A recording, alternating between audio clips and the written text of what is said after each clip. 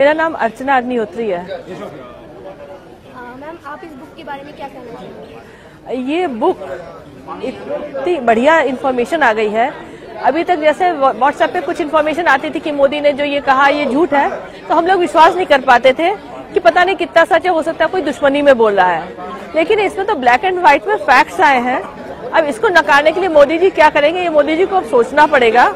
सबसे बड़ी बात यह है कि उन्होंने बड़ी जो उम्मीदें बना दी थी जनता की कि वो जनता के लिए सच में काम कर रहे हैं, और कुछ पॉलिटिकल पार्टीज उनके विरोधी हैं।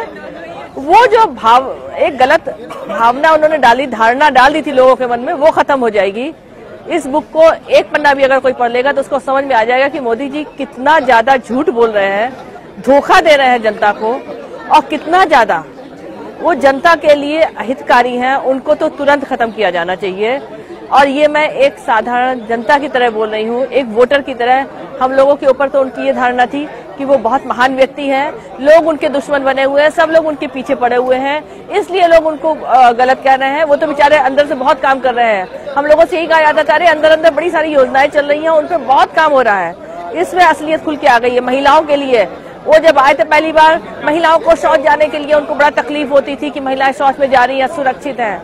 इसमें निकल के आ रहा है कि उन्होंने महिलाओं के फंडों का क्या हालत की है।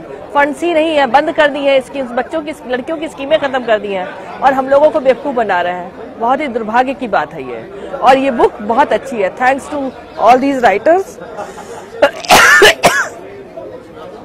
We are obliged to them.